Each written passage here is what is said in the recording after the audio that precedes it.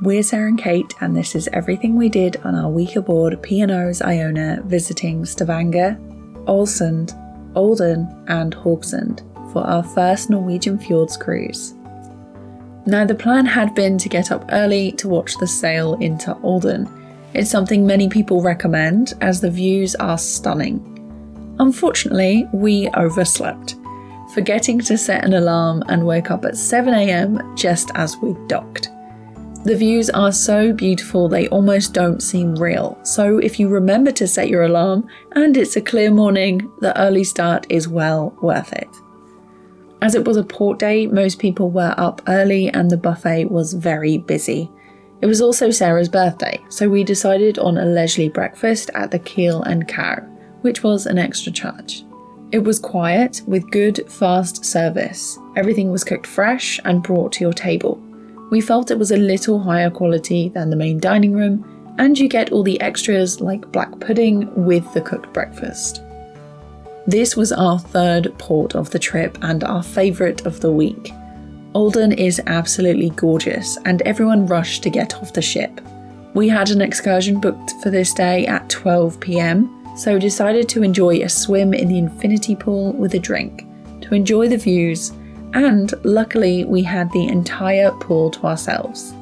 If you prefer to book excursions through P&O, your tickets will be delivered to your room the night before. This will have information on times, meeting points, and you should bring these with you on the day. P&O did offer trips to the Glacier with troll carts or as a walking excursion. However, we booked our tickets through Olden Adventures before we sailed. They have a stall just as you get off the ship and they are significantly cheaper than P&O. They also offer refunds if the ship doesn't dock for a change of itinerary or bad weather, and they have experience for getting you back to the ship on time, so there's no worries there. After checking in at the stall, there's a short walk up the road to a coach collection point, where we drove to meet the troll cars and get on. This was really good fun. Lots of beautiful scenery and waterfalls on the way up there. However, there is still a walk after the troll cars, which we were told would be 10 to 15 minutes. Now, we're not the fittest and it took us 15 to 20 minutes and the path is uneven. So if you've got limited mobility or you're just unfit like me, this is our gentle warning that it's not quite a leisurely walk up to the top. Some people struggled and there were a few older couples who didn't make it to the glacier. And once you leave the cars, you have 45 minutes before you have to be back in time for the ride down, and they will leave without you if you're late. If you're set on walking, an excursion without the troll cars is estimated at a 45-minute hike each way. On the way back to the coach on the troll cars, there was a bit of time to look in the shops and cafe before we got back on the coach to get back to the ship. For Sarah's birthday, we had pre-booked dinner late that evening and hadn't had lunch, so after we boarded, we went to the reception and ordered some canapés to be brought to our room. We thought the pricing for the canapés was really reasonable. There were different tiers that cost more, but ours came to £12 and we really enjoyed them.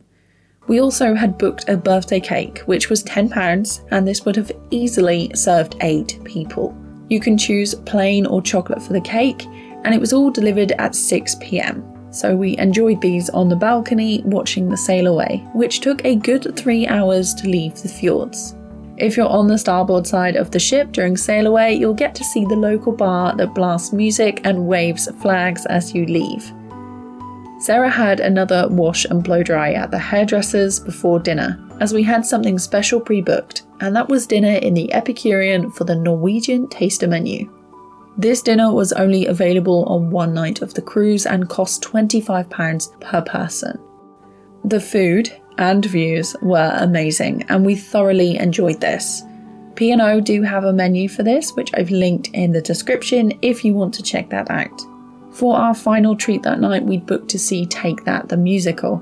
However, it was cancelled due to an injury, so the privateers had another performance instead, which again we loved. If you've got any questions, leave us a comment below and like and subscribe for more videos like this.